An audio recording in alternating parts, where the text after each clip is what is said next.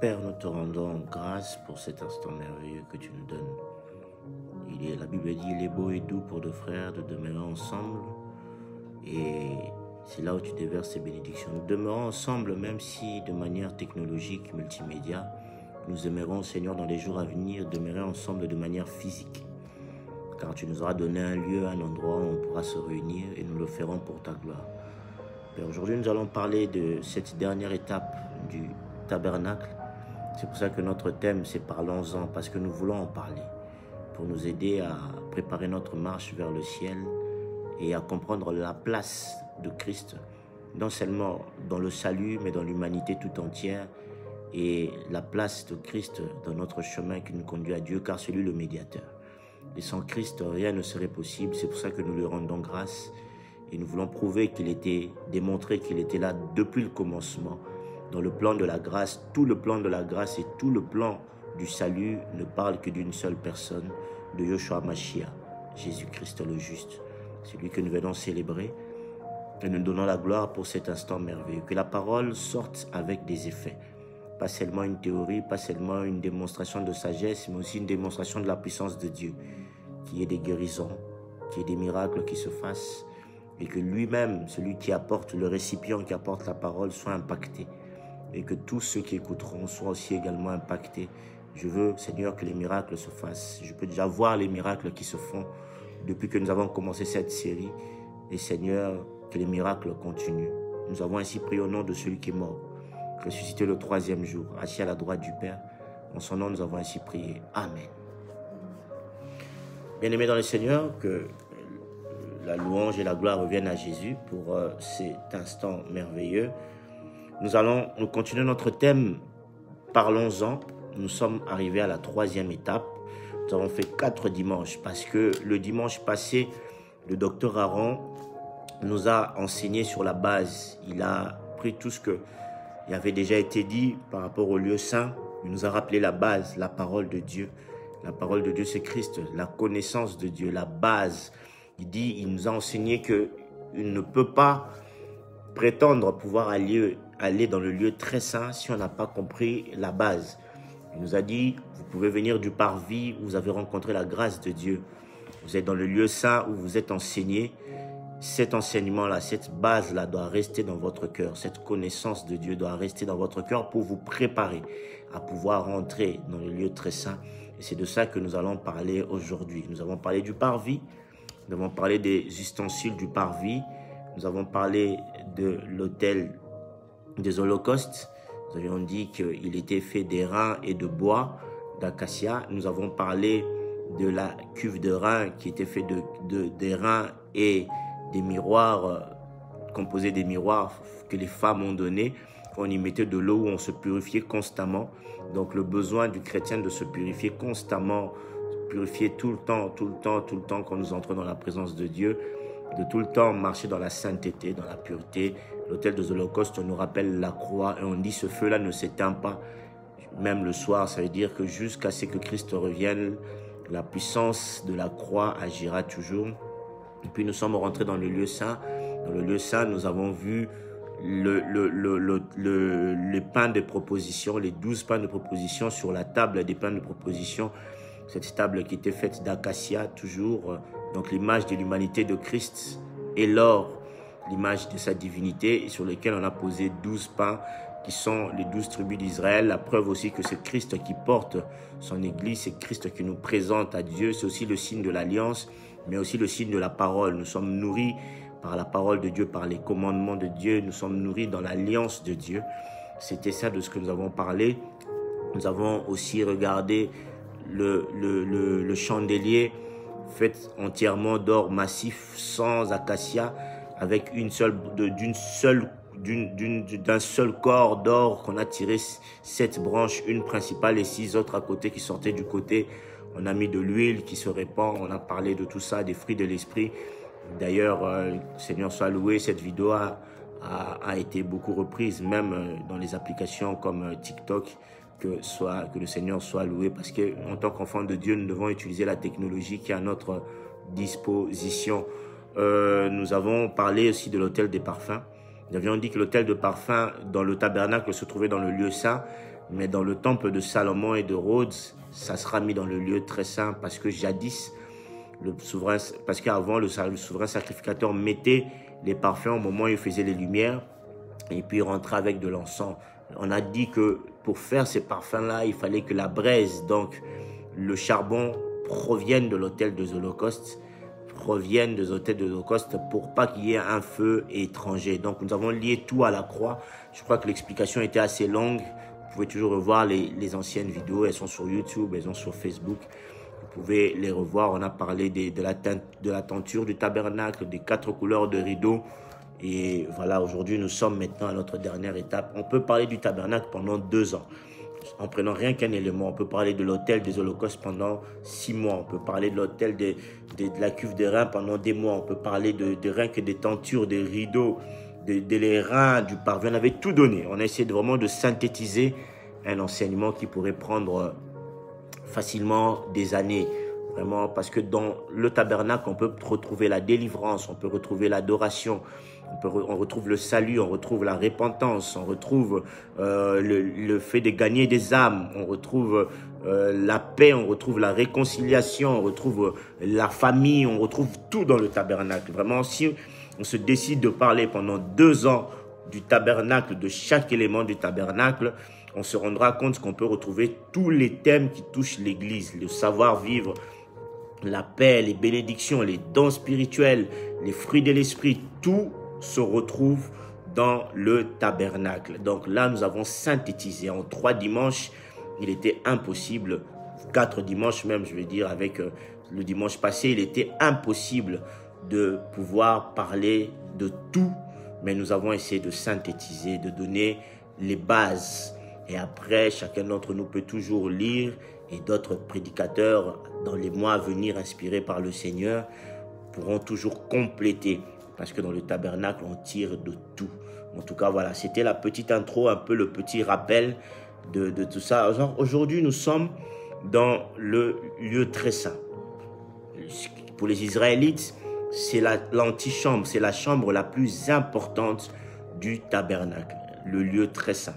Le lieu très saint, donc on se retrouve devant ce rideau-là avec les 4 couleurs que nous avons déjà rencontrées, qui sont les 4 couleurs qui sont à la porte principale du parvis, qui sont dans les rideaux entre le parvis et le lieu saint, mais qui sont aussi sur le toit, d'ailleurs du lieu saint et du lieu très saint, et qui se retrouvent aussi devant le lieu très saint.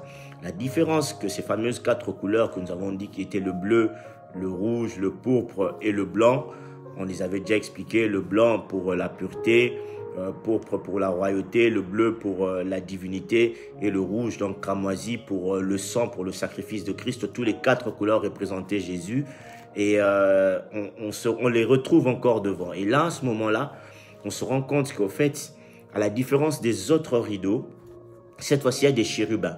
Il y a des chérubins partout. Il y a des chérubins partout. On les voit. Hein. On voit les chérubins sont vraiment partout brodés sur ce rideau.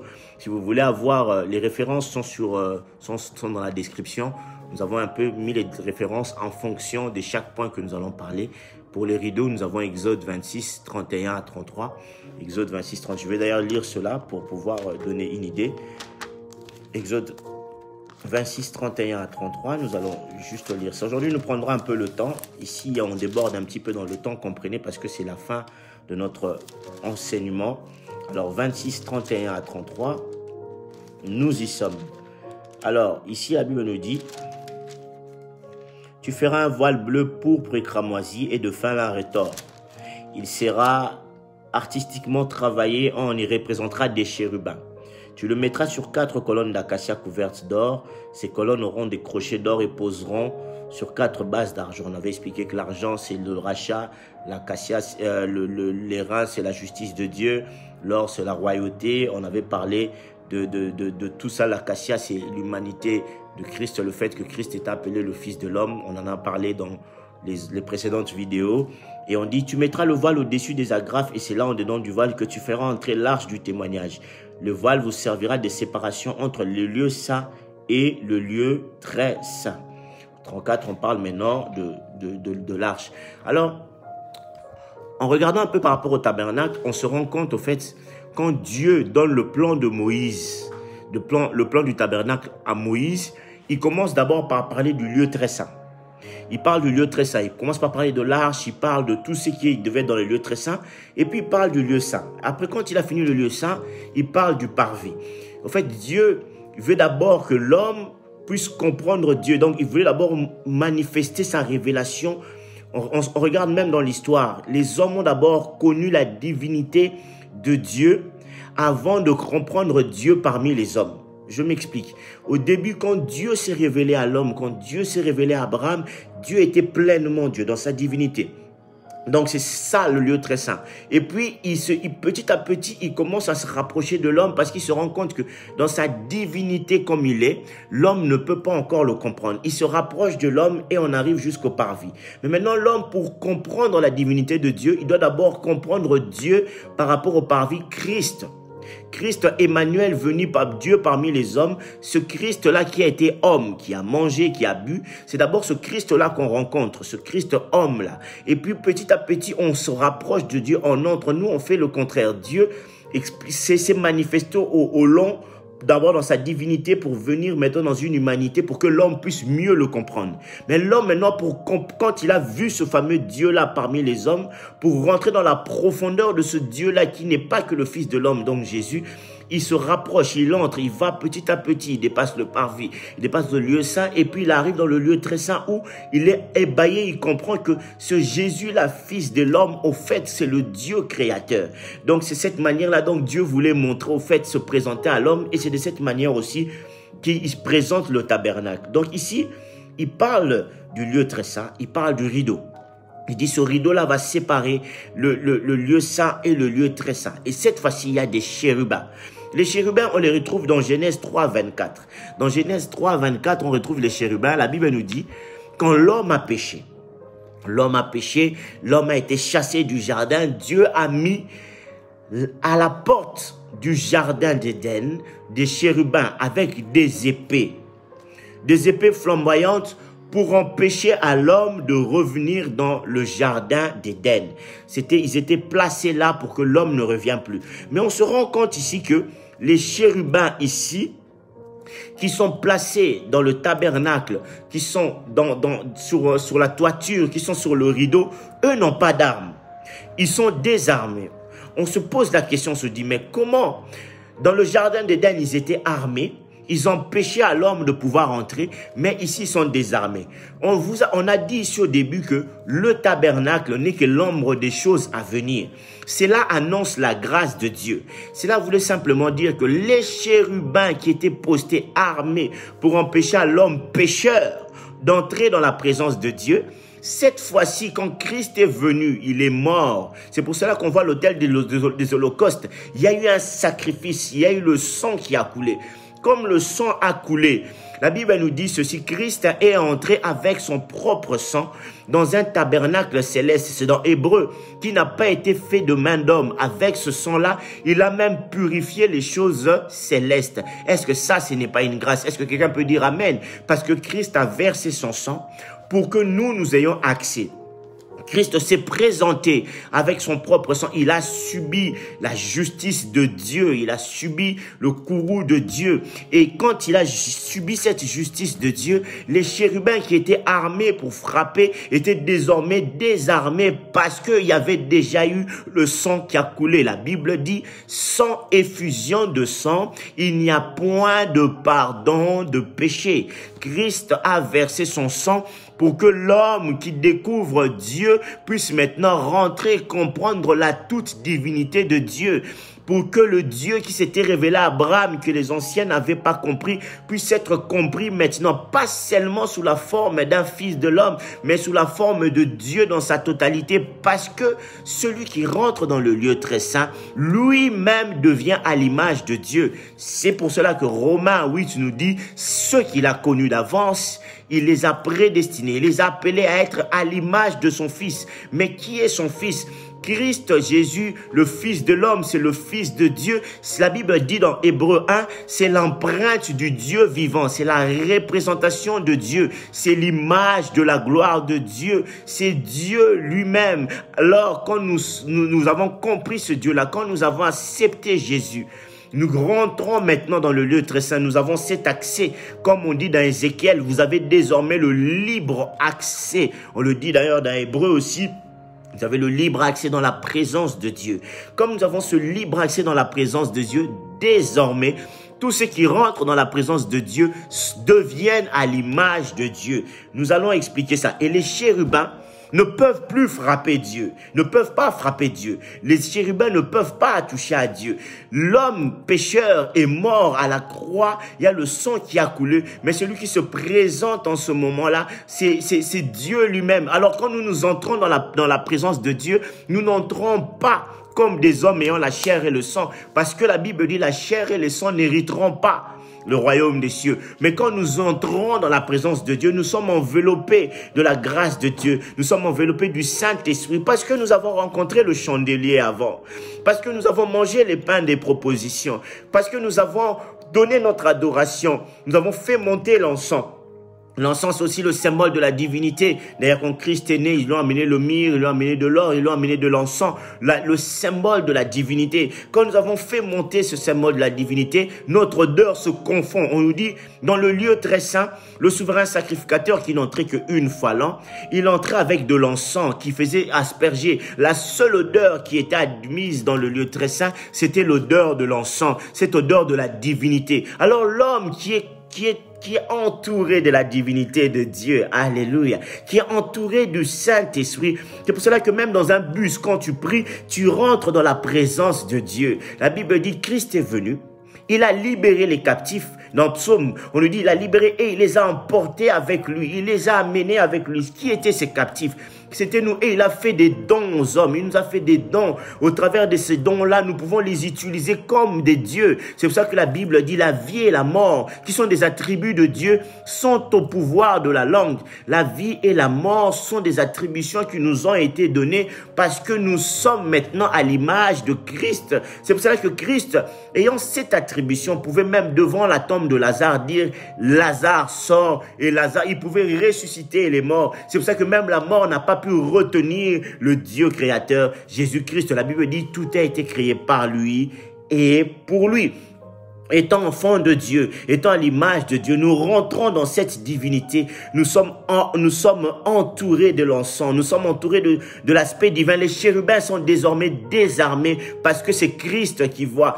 Ils sont désormais, ils ne peuvent plus frapper parce qu'il y a déjà eu la justice de Dieu qui est déjà passé par là. Le sang a déjà coulé. C'est pour ça que le souverain sacrificateur, quand il entrait, il apportait le sang. Mais lui n'apportait pas son propre sang. Il apportait le sang des boucs et des taureaux. Mais Christ a apporté un sang beaucoup plus excellent, son propre sang. Makila Naemoko, son propre sang. Et il a purifié les choses célestes. On dit même que quand le souverain sacrificateur rentrait, il jetait le sang un peu partout. C'était l'ombre des choses à venir, que même dans la présence de dans la divinité, là où Dieu est, il fallait que le sang puisse couler, être aspergé partout, comme au ciel aussi, le sang a été aspergé. Parce que le ciel a connu une rébellion avec le diable. Le ciel a connu une rébellion. Il fallait que Christ aille aussi, même jusqu'au ciel, pour purifier. La Bible dit, il a emporté, purifiant même les choses célestes. Si même le ciel a été purifié, à combien plus forte raison, nous qui sommes des hommes,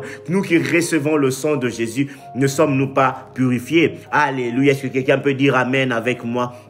Très très fort. Et on se rend compte que les chérubins qui devaient frapper à ce moment-là, ils ne frappent plus. Mais qu'est-ce qu'ils font? Ils participent à l'adoration. Parce que l'encens qui est levé, c'est l'adoration.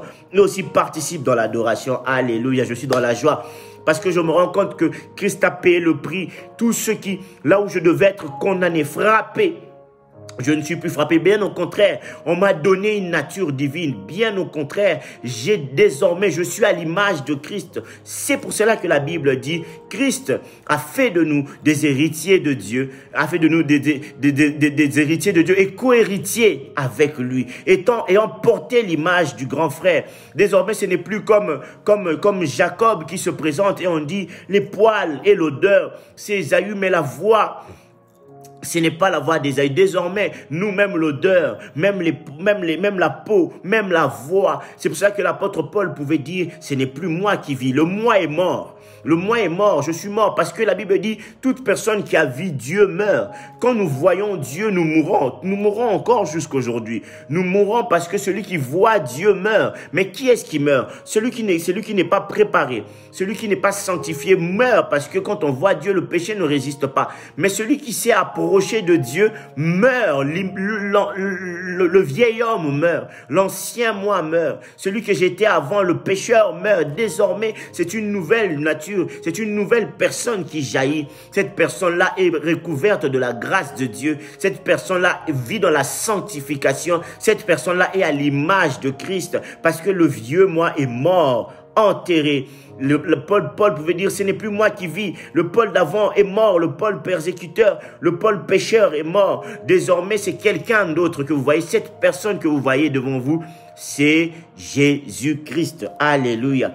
Ça, c'est vraiment pour nous dire que les chérubins sont désarmés, il y a le sang qui a déjà coulé. Et quand on rentrait dans le lieu très saint, on était frappé par une chose. Il n'y avait pas de lumière.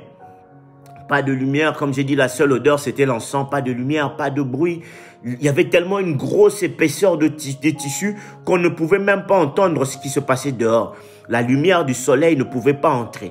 C'était noir. Mais il y avait une chose qui frappait. On se retrouvait devant un coffre d'or. C'est-à-dire qu'un coffre d'or. Et sur ce coffre d'or-là, il était fait de bois d'acacia et d'or. C'est la chose la plus sacrée pour les Israélites. La chose la plus sacrée pour les Israélites, c'était ça. Ce qu'on appelle l'arche d'alliance. Une fois on a prêché en disant, Christ est l'arche de l'alliance. Alléluia. Dans l'arche d'alliance, c'était un coffre. On dit que c'était 1,15 m, plus ou moins de taille. Il y avait un type de lévite qui pouvait la porter, c'était les Kéatites. C'était un type de lévite qui était vraiment spécial pour entretenir l'arche et pour la porter. À part eux, personne d'autre ne pouvait le toucher. Un jour, on parlera des Kéatites. Aujourd'hui, ce n'est pas le sujet principal. Je vais simplement dire que ce coffre-là était sacré. Il était fait de bois d'acacia avec des boucles où on faisait rentrer 2 barres. Ces 2 barres-là étaient aussi faits de bois d'acacia et recouverts d'or, tout comme l'arche d'alliance lui-même. Bois d'acacia recouvert d'or, encore l'image de Christ, l'humanité de Fils de l'homme et la divinité, la royauté. Ça veut dire que Christ qui s'est présenté devant nous comme le Fils de l'homme, au fait, était Dieu. Donc c'est pour ça que quand le diable l'a tenté, à la fin, il dira, tu ne tenteras pas le Seigneur ton Dieu. Alléluia. Est-ce que vous comprenez? Alors, sur ce bois-là, il y avait ce qu'on appelle un couvercle, on l'appelait propriatoire, couvercle. Le mot propriatoire en grec et en hébreu, ça veut dire le fait de couvrir quelque chose. Ça veut dire que ça couvrait quelque chose. Et sur ce propriatoire-là, ce couvercle, il y avait 2 chérubins qui avaient leurs ailes comme ça, ils regardaient au milieu. Et on nous dit, quand le souverain sacrificateur entrait, le sang qu'il aspergeait, et puis il devait toujours en mettre entre les 2 chérubins. C'est pour attester que ceux qui étaient censés frapper, ceux-là même attestaient désormais que devant Dieu que le sang avait coulé. Mais non seulement ils attestaient que le sang avait coulé, mais ils adoraient le Dieu aussi qui avait pardonné. C'est pour cela que Ésaïe, quand il se retrouve, la Bible nous dit dans Ésaïe 5, Ésaïe se retrouve dans le temple, il voit des chérubins. Il voit des chérubins qui sont en train d'adorer. Il dit, je suis tombé contre ma face, j'ai vu le pan de la robe. C'est-à-dire là où les chérubins sont comme ça, c'est là où se trouvait le trône de Dieu, la présence de Dieu. Donc quand on rentrait dans le lieu très saint, alléluia, my God, on rentrait dans la présence de Dieu, devant le trône de Dieu où les anges adorent. Les anges adorent. Pourquoi les anges adorent? La réponse de cette adoration nous revient dans Apocalypse 5. Dans Apocalypse 5, on nous dit, il y avait un agneau qui semblait être immolé. Comme je vous ai dit que là, le tabernacle, c'est vraiment l'ombre de choses à venir. On nous dit dans Apocalypse 5, il y avait un agneau qui semblait être immolé. Il est venu avec son propre sang, on l'appelle le lion de la tribu de Juda. Et quand les anges l'ont vu, quand les 24 veillards l'ont vu, quand les 4 êtres vivants l'ont vu, ils ont commencé à adorer en disant, nous adorons l'agneau de Dieu. Parce que tu as racheté pour Dieu. Le sang qu'on mettait entre les deux chérubins, c'est le signe du rachat de toi et de moi. C'est le signe du rachat. Et les anges ont adoré Jésus par rapport à son rachat. Dans le lieu très saint, on adore Jésus par rapport à l'action de la croix, par rapport au sang versé. Celui qui rentre dans le lieu très saint ne passe sa vie qu'à adorer, ne passe sa vie qu'à contempler la beauté, la grandeur de Dieu. Dans le lieu très saint, on n'a même plus la culture de la demande. La culture de la demande se fait dans le parvis, dans le lieu saint. Dans le lieu très saint, on sait qu'on a déjà obtenu, on rend grâce même pour ceux qui n'existent pas encore. Dans le lieu très saint, on est dans la dimension divine. C'est pour cela que notre sous-thème, c'est présence divine. Dans le lieu très saint, nous sommes dans la dimension de Dieu. Alléluia. Dans la dimension de Dieu. Et dans cette dimension-là, nous sommes ébahis devant la sainteté de Dieu, devant l'action de la croix. Et on se met à adorer comme les anges, comme les 24 veillards, comme les 4 êtres vivants. Cette dimension-là, c'est la dimension parfaite de l'adoration. C'est la chambre nuptiale, j'aimerais dire ça comme ça. C'est l'endroit où nous devenons l'épouse. C'est l'endroit où nous rencontrons l'époux. C'est l'endroit où c'est l'endroit de secret. C'est pour ça que tous ceux qui rencontraient Dieu dans cet endroit de secret, quand ils sortaient, comme Zacharie, quand il a versé son encens, il est sorti, il avait des secrets. Il avait quelque chose de nouveau. Il avait eu le secret de Jean-Baptiste. Celui qui rentre dans le lieu très saint, quand il ressort de là, il a un secret. Il connaît maintenant Dieu. Il a une révélation nouvelle de Dieu. Est-ce que je parle à quelqu'un aujourd'hui? Amen. Alors, là-bas, sur ce propriatoire-là, pourquoi propriatoire? Parce que dans le propriatoire, c'était un couvercle qui cachait des choses. Oui, dans le lieu, dans l'arche de l'Alliance, il y avait des choses cachées. Il y avait 3 choses cachées. Il y avait le bâton d'Aaron ou le bâton de Moïse, parce que c'était le bâton de Moïse, mais c'est Aaron donc on l'appelait le bâton d'Aaron. Il y avait les deux tablettes du témoignage. Donc les 10 commandements. Moïse les avait cassés, mais Dieu lui en avait refait de nouveau qu'il avait mis dedans. Il les avait mis aussitôt. On lira, on donnera le verset. Et il y avait la manne. Pourquoi ces 3 choses-là? Nous allons essayer de décortiquer. Nous avons encore le temps. Nous avons encore 25 minutes. Donc nous avons le temps de bien décortiquer. La première des choses, c'est qu'on nous dit dans Deutéronome 10, 3 à 5, on nous parle des lois. On dit Moïse, quand il a reçu les lois, il les a mis dedans. Si l'arche de l'alliance, c'est Christ, si nous sommes à l'image de Christ, nous devons posséder ces 3 choses-là, tout comme Christ aussi possédait ces 3 choses-là. Christ était ces 3 choses-là. Et nous devons devenir aussi ces 3 choses-là. La loi de Dieu, la Bible dit, la loi de Dieu, dans Hébreux 8 au verset 10, on dit la loi de Dieu habite dans nous. Tout comme la loi de Dieu habitait en Christ. Il est la parole. On nous a dit la semaine passée, il est la parole. Au commencement était la parole. La loi de Dieu, toute la connaissance de Dieu habite en Christ. Les 10 commandements sont les symboles de la loi de Dieu, de la parole de Dieu, des commandements de Dieu. La Bible dit que David dit, tes commandements restent, je garde dans mon cœur tes commandements. Christ étant large, il avait gardé dans son cœur tous les commandements de Dieu. Christ dans sa vie sur la terre a marché selon les commandements de Dieu. À nous aussi, qui sommes enfants de Dieu, on nous demande de garder la parole de Dieu, de garder les commandements de Dieu. Et la Bible dit dans Hébreux 8, 10, je mettrai mes commandements, mes lois dans leur cœur. Je les enseignerai. Je mettrai mes lois dans leur cœur. quand on devient enfant de Dieu, quand on a reçu le Saint-Esprit, quand on a cru à Jésus, les commandements de Dieu viennent habiter en nous. Nous ne marchons plus selon le siècle présent. Nous ne marchons plus selon les dictats de ce monde. Nous ne marchons plus selon la vue, mais nous marchons selon les commandements de Dieu. Ce que Dieu n'a pas commandé, nous n'acceptons pas.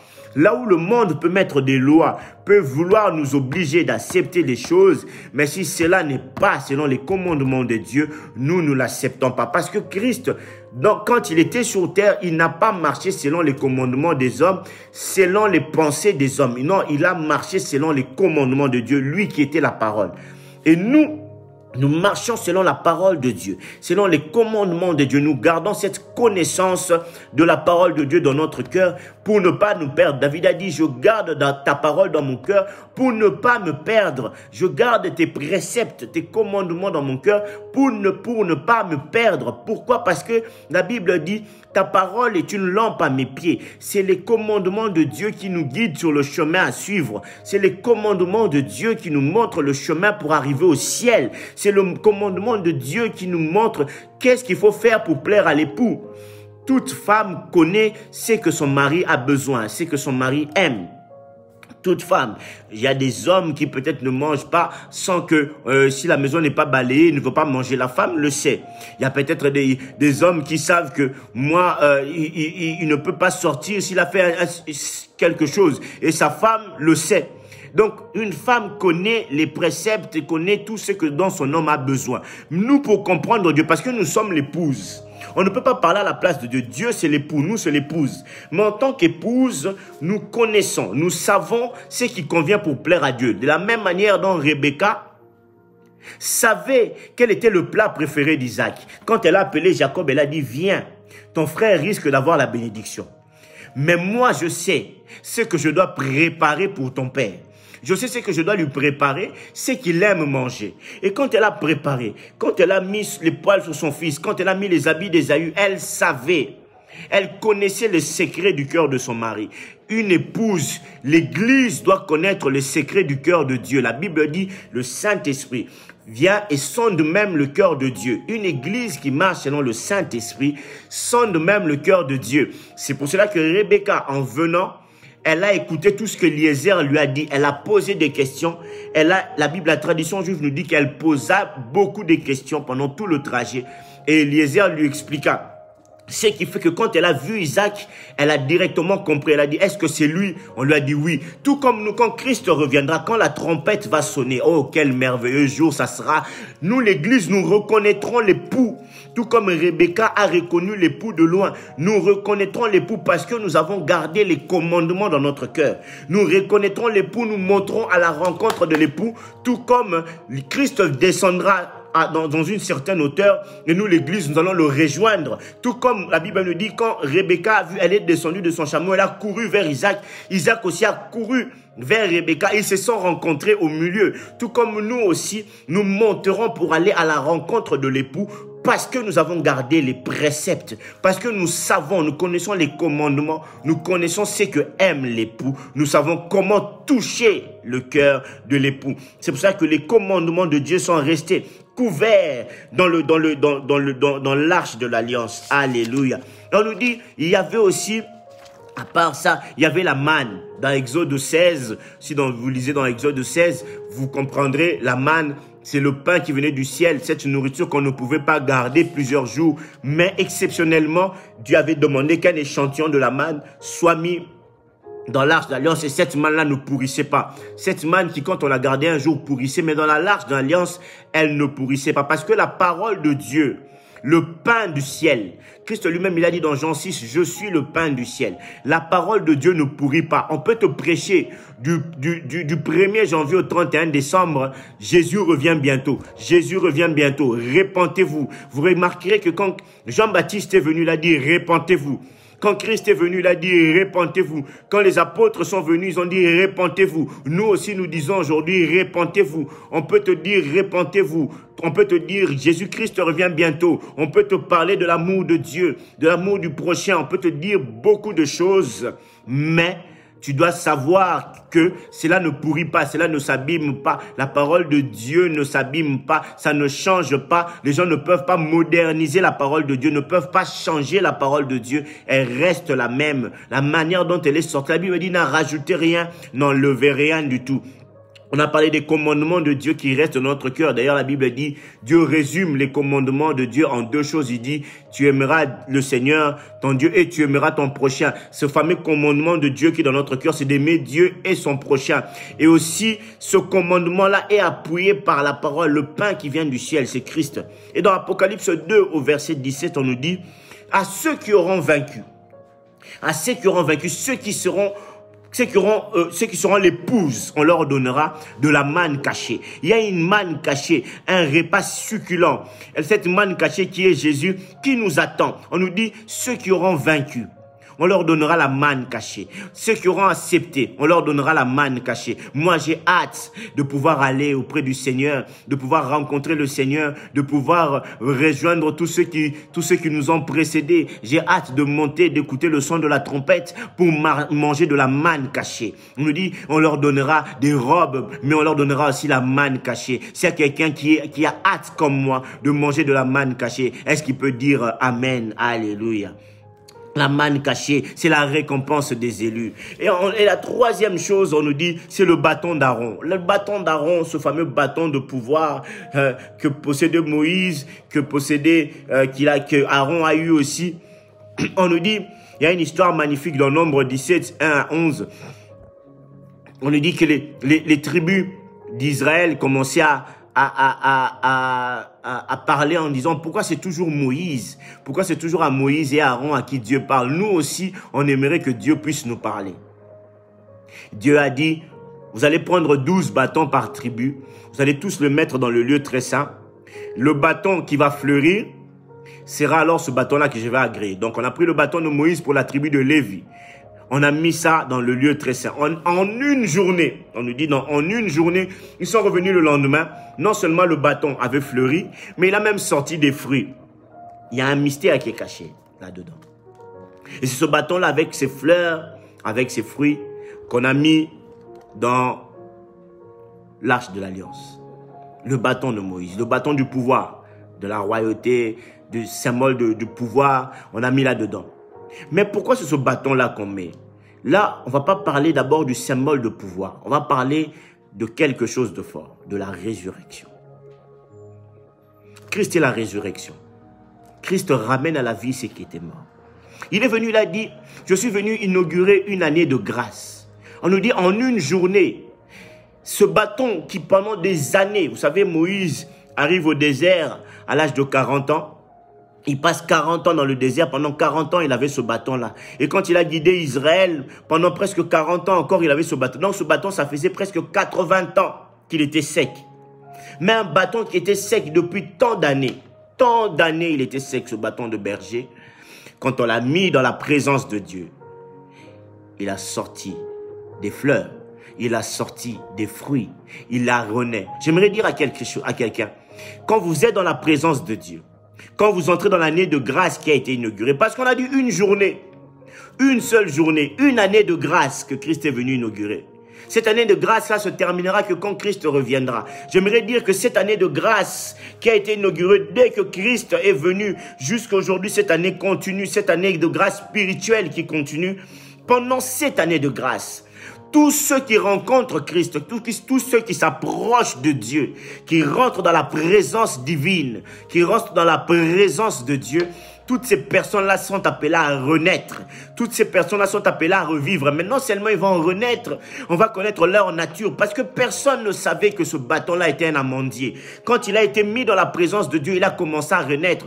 On saura la vraie nature de ce que tu es. On saura la vraie nature de ce que tu possèdes quand tu seras dans la présence de Dieu. Mais non seulement on va connaître ta nature, mais tu vas porter des fruits. On nous dit que ce bâton-là commence à donner des fleurs, et il a donné des fruits. C'est là qu'on a su que c'était un amandier. Le même amandier qu'on retrouve dans le chandelier brodé sur le chandelier. Le dessin qui est brodé sur le chandelier, c'est un dessin d'amandier. On avait parlé déjà que dans l'amandier, c'est le symbole de la résurrection, le symbole des fruits. On se rend compte ici aussi, on nous dit que quand vous êtes dans la présence de Dieu, non seulement c'est la résurrection, mais vous devenez divin. Non seulement vous devenez divin, mais vous portez des fruits dignes de la repentance, mais des fruits de l'esprit. Vous devenez, on dit même il y a des fleurs qui ont naquit. Les fleurs apportent une bonne odeur. Donc quelque chose de nouveau devient. Vous n'êtes même plus comme vous étiez avant. On commence à se poser des questions. Est-ce que c'est la même personne? C'est le signe que Dieu vous a élu, que Dieu vous a choisi. J'aimerais dire à quelqu'un aujourd'hui, quand vous êtes dans la présence de Dieu, quand vous êtes sous la couverture de Dieu, c'est pour ça que ce bâton, la manne et le commandement étaient sous le propriétaire, sous le couvercle de l'arche de l'alliance. L'arche de l'alliance qui est le symbole de la présence de Dieu. Quand vous êtes couvert par Dieu, quand vous êtes couvert par Dieu, la Bible dit, celui qui est à l'ombre du Très-Haut, celui qui se trouve sous l'abri du Très-Haut, à l'ombre du Tout-Puissant. Quand vous êtes couvert par le Très-Haut, quand vous êtes couvert par le Tout-Puissant, vous commencez à bourgeonner, vous commencez à donner des fleurs et des fruits. Vous avez votre nature qui réapparaît. Vous avez la nature, la vraie nature, que vous avez la nature de Christ. J'ai toujours dit, c'est dans la difficulté, c'est dans les problèmes qu'on reconnaît la vraie nature d'une personne. On a su que Daniel avait en lui le lion de la tribu de Juda quand il était dans la fosse au lion. On a su que Meshach, Shadrach et Abednego, ils avaient la nature divine quand ils ont vu le quatrième qui est venu les accompagner et le feu ne pouvait pas le consumer parce qu'ils avaient la nature du feu. Nous aussi, notre vraie nature se révèle quand nous sommes dans la présence de Dieu, quand Dieu intervient. Quand Dieu vient, notre nature se rappelle. Quand vous avez des problèmes, invoquez Dieu. Il y a des prières qu'on fait, ce sont des prières de demande. Il y a des prières qu'on doit faire où la nature de Dieu doit descendre, où notre nature doit se révéler. On appelle ça des prières d'invocation, où j'invoque le Seigneur, où je lui demande de descendre. Quand il descend, la Bible dit, il y a une chanson qui dit, quand il descend, l'atmosphère change.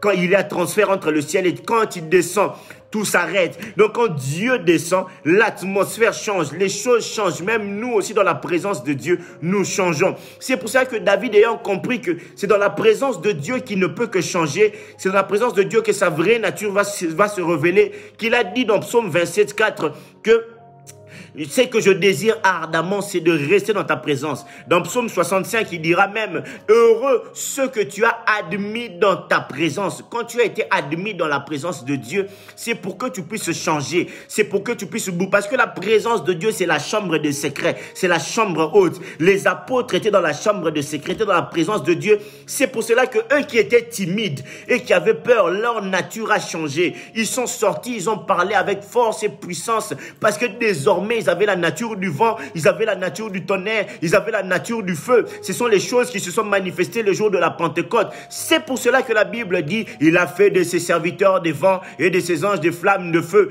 Parce que quand le Saint-Esprit, quand vous êtes dans la présence de Dieu, comme le bâton d'Aaron, vous bourgeonnez, vous avez mangé de la manne céleste, vous avez les commandements de Dieu en vous, vous êtes comme ce bâton d'Aaron et vous avez une nouvelle nature, vous ressuscitez. Alors je prie que toi qui m'écoutes, que tous ceux qui en toi commencent à ressusciter désormais. Alléluia, alléluia. Dieu couvre ses élus. Ça c'est vraiment la révélation d'aujourd'hui, le propriétaire. Dieu nous couvre. Alléluia. Dans Lévitique 16 au verset 2, on nous dit, il était interdit au souverain sacrificateur d'entrer chaque fois dans le lieu très saint. Il ne pouvait pas rentrer, il ne pouvait rentrer qu'une fois l'an. Et quand il entrait, il était habillé d'un habit spécial. Pas les habits qu'il avait de souverain sacrificateur d'habitude avec l'oumim et le tourim. Non, il avait un lin spécial. Il prenait du sang. Lui-même, il devait se purifier. Il devait faire un sacrifice pour lui-même et pour le peuple. Il prenait de ce sang-là, il entrait. Et quand il entrait, il offrait un sacrifice. Après avoir offert un sacrifice, plutôt, il rentrait avec son sang, il entrait, il aspergeait, plutôt, il aspergeait, il entrait. C'était une fois l'an. C'était par rapport au grand pardon. Mais la Bible nous dit, dans Hébreux 8 au verset 7, que si l'ancienne alliance était parfaite, il n'y aurait pas eu besoin de la remplacer. Dans une autre version, on dit, si l'ancienne était parfaite, il n'aurait pas eu besoin de rétablir la première. Oui, parce que l'alliance où nous sommes aujourd'hui, celle de Jésus, de Melchisédek, elle vient avant l'alliance d'Aaron. La Bible nous dit dans Genèse 11 ou 12, je ne me rappelle plus, 11 ou 12 je pense que c'est 12, Abraham rencontre Melchisédek. qui était roi de Salem, qui était souverain, qui était sacrificateur du Dieu vivant. Quand il rencontre Melchisedec, la Bible nous dit, Melchisedec l'a béni et Abraham lui donna la dîme de tout.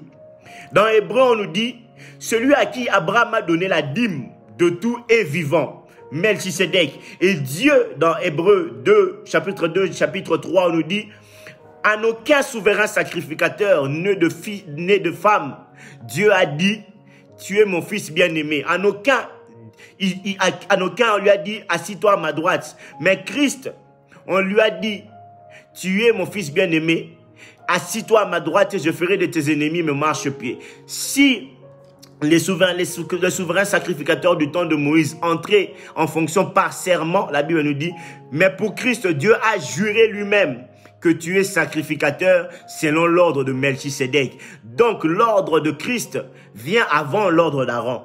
Mais il y a eu cette parenthèse de la grâce parce que l'homme ne pouvait pas encore comprendre. Comme je vous ai dit, on a d'abord fait le lieu très saint. On a d'abord expliqué le lieu très saint, mais là, on ne pouvait pas encore comprendre. Alors Dieu se rapproche. Il a d'abord fait le temps de la grâce jusqu'à ce que Christ, pour qu'à partir de là, on comprenne ce qui s'était passé avec Melchisedec. Et maintenant, il y a eu un rétablissement de l'ordre initial qui a commencé depuis Melchisedec. Cet ordre initial, c'est que Christ lui-même est le souverain sacrificateur. Cet ordre initial-là, c'est l'ordre où l'homme est comme à Éden. À Éden, qu'est-ce qui s'était passé? Ici, on nous dit que le souverain sacrificateur ne pouvait pas rentrer dans le temple. Il ne rentrait qu'une fois l'an. Mais dans Éden, Dieu venait tous les soirs pour voir l'homme. Dieu venait tout le soir pour rencontrer l'homme. Dieu venait parler avec l'homme, échanger. C'est pour ça que quand l'homme a péché, l'homme n'était plus dans la présence de Dieu. Dieu a demandé à Adam, où es-tu? Mais l'ordre initial, on voit Abraham qui rencontre Melchisedec, qui rencontre Dieu. Dans l'ordre initial, l'homme doit toujours rencontrer Dieu. Ce qui fait que quand Christ est venu, il est venu pour rétablir l'ordre initial. Il est venu pour nous ramener à l'ordre initial. L'ordre initial, le début, c'était que nous puissions rencontrer Dieu, parler avec Dieu, parce que l'homme a été créé à l'image de Dieu. C'était Dieu qui parlait à Dieu lui-même. Alléluia, c'était Dieu qui parlait à Dieu lui-même. L'ordre initial, c'est ça. Quand Christ est venu, il a ramené l'ordre initial. C'est pour ça que dans Hébreu 9, de 3 à 15, j'aimerais qu'on lise ça rapidement. Hébreu 9, de 3 à 15, on parle du volet spirituel de la chose. Est-ce que on peut comprendre cela? On nous dit, derrière le second voile, donc Hébreu 9, 3 à 15, j'aimerais vraiment qu'on lise ça. Je voulais à tout prix qu'on le lise avant qu'on termine. Il nous reste encore 5 minutes. On nous dit, derrière le second voile se trouvait la partie du tabernacle appelée le Saint des Saints, renfermant l'encensoir d'or pour les parfums et l'arche de l'alliance entièrement recouvert d'or. Il avait dans l'arche un vase d'or contenant la manne, la verge d'Aaron qui avait fleuri et les tables d'alliance. Ça, on en a parlé. Au-dessus de l'arche étaient les chérubins de la gloire couvrant de leur ombre le propitiatoire. Ce n'est pas le moment de parler de les détails là-dessus. Nous, on en a déjà parlé. Or, ces choses étaient ainsi disposées. Les sacrificateurs qui font le service entrent en tout temps dans la première partie du tabernacle. La première partie, c'est parvis, lieu saint.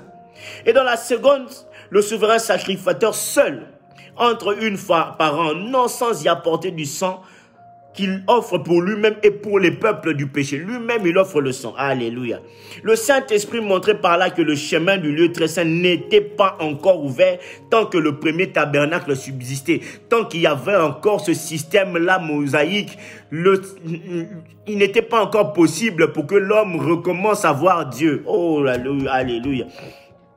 C'est un symbole pour les temps présents. Il signifie que les dons et les sacrifices présentés ne peuvent rendre parfait sous le rapport de la conscience celui qui rend ce culte. Donc, les efforts de l'homme ne pouvaient pas rendre l'homme parfait.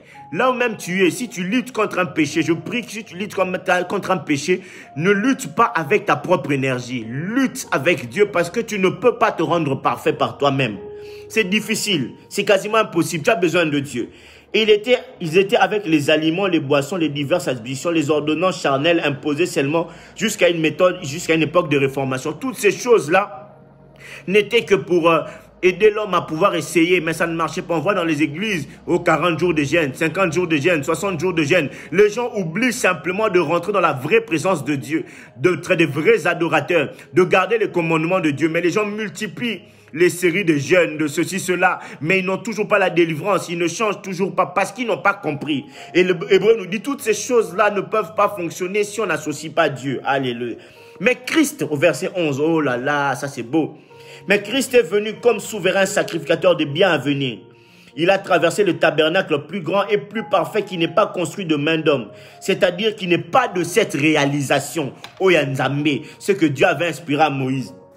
Il est entré une fois pour toutes dans le lieu très saint, non avec le sang des boucs et des veaux, mais avec son propre sang, ayant obtenu une rédemption éternelle. On n'aura plus jamais quelqu'un d'autre qui viendra terminer la mission de Christ. Christ lui-même a terminé sa mission. Tout ce qu'on peut nous prêcher, oh, quelqu'un d'autre viendra pour terminer la mission de Christ. Non, Christ est venu, il a terminé toute la mission. Il a obtenu une rédemption éternelle. Alléluia. Car si la chair, le sang de taureaux et de boucs et le sang d'une vache répandu sur ceux qui sont souillés, sanctifiés et procure la pureté de la chair, combien plus le sang de Christ qui par l'Esprit éternel s'est offert lui-même sans tache à Dieu, purifiera-t-elle votre conscience des œuvres mortes afin que vous serviez le Dieu vivant. Christ est venu afin qu'on puisse servir Dieu, être des vrais adorateurs. C'est pour ça que la Bible dit, il a fait de nous un royaume des sacrificateurs, des gens qui servent. Et c'est pour ça qu'il est le médiateur d'une nouvelle alliance, afin que la mort ayant intervenu pour le rachat des transgressions commis sous la première alliance, ceux qui ont été appelés reçoivent l'héritage éternel qui leur a été promis. C'était ça le but de notre enseignement. C'est que de comprendre que grâce à la rédemption, au rachat de Christ, nous avons l'héritage qui nous a été promis. Christ, le souverain sacrificateur, est rentré.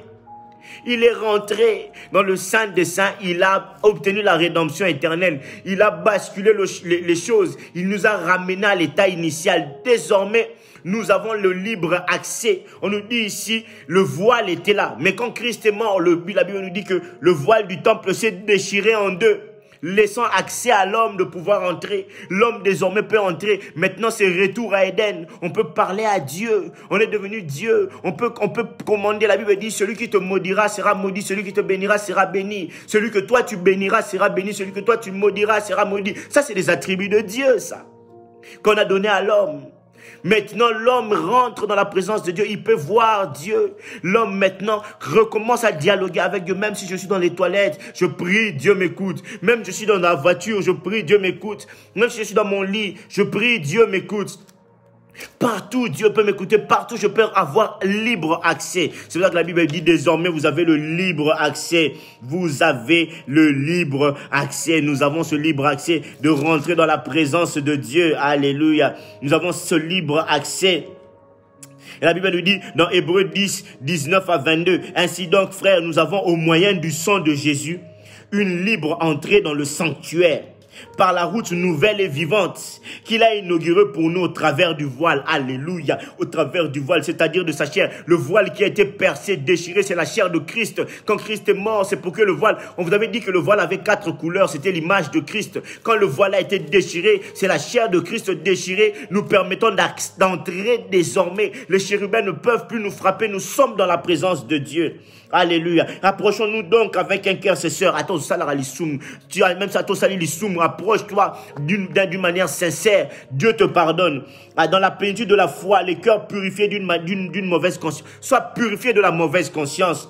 Et le corps lavé d'une eau pure. On est lavé par l'eau pure de Christ. Approche-toi, rentre dans la présence de Dieu. Et Dieu t'accepte comme tu es. C'est ça le lieu très saint. Et là, tu es transformé. On nous dit une dernière chose, que dans le lieu très saint, il y avait la nuée de Dieu après qu'il descendait. Quand la nuée de Dieu descendait, dans Salomon dira, quand le temple a été inauguré, la nuée est descendue. Dans Exode 40, 34 à 35, on voit par rapport à Moïse, mais dans 1 roi, on voit par rapport à Salomon. Salomon dira, Dieu veut se cacher. Dieu vit dans une certaine obscurité. Dieu veut se cacher. Quand la nuée descendait, même Moïse ne pouvait plus rentrer dans la nuée.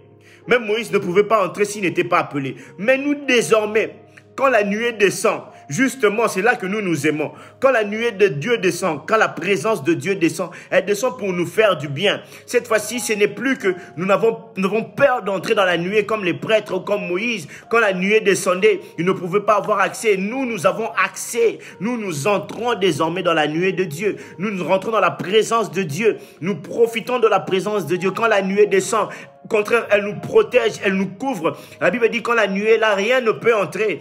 Quand nous sommes couverts par la nuée de Dieu, la pauvreté ne peut pas entrer, la maladie ne peut pas entrer, les soucis ne peuvent pas entrer, même le Covid ne peut pas entrer. Quand nous sommes couverts par la nuée de Dieu, nous ne fuyons pas parce que dans la nuée de Dieu, il n'y a que l'épouse qui peut entrer. Il n'y a que l'épouse qui peut entrer. C'est pour ça que le jour de la Pentecôte, la nuée est descendue là où se trouvait l'épouse, là où se trouvait l'église. Cette fois-ci, eux n'avaient plus besoin de sortir, ils étaient dedans. Ils n'avaient même plus besoin de fuir, ils étaient dedans. Quand la nuée de Dieu est descendue, c'est là où le tabernacle a été validé. Moïse voyait quand la nuée descendait, cette nuée-là était permanente. Quand elle s'est levée, Israël devait bouger. La nuée, elle était comme une flamme de feu. Encore des attributs qu'on voit le jour de la Pentecôte. J'aimerais dire à quelqu'un que cet enseignement se termine en disant désire la nuée de Dieu. Et quand tu es dans la nuée de Dieu, reste dans la présence de Dieu, dans cette présence divine. Ne sors pas, ne t'écarte pas, reste. Parce que c'est là-bas où tu auras ta rédemption, ta récompense et le succès dans toutes tes affaires. Vraiment, le temps nous fait défaut. On aurait pu continuer, mais nous allons nous arrêter ici. J'invite chacun d'entre nous de pouvoir prier. Est-ce qu'on peut lever les mains pour prier? Père, je prie de mon nom que ta présence divine reste sur nous. Qu'on ne s'éloigne pas, que le péché ne vienne pas nous embrouiller, que le péché ne vienne pas nous déranger. Reste dans ta présence. C'est tout ce que nous voulons. Rester dans ta présence divine. Devenir comme toi, comme Éden, parler avec toi. Revenir à l'ordre initial. C'est tout ce que nous voulons. Père, que ce message soit compris de tous. Seigneur, nous avons ainsi prié au nom de Jésus. Amen. Amen. Amen. Nous sommes dans la joie. Que Dieu vous bénisse. Soyez bénis. Un bon dimanche à tous.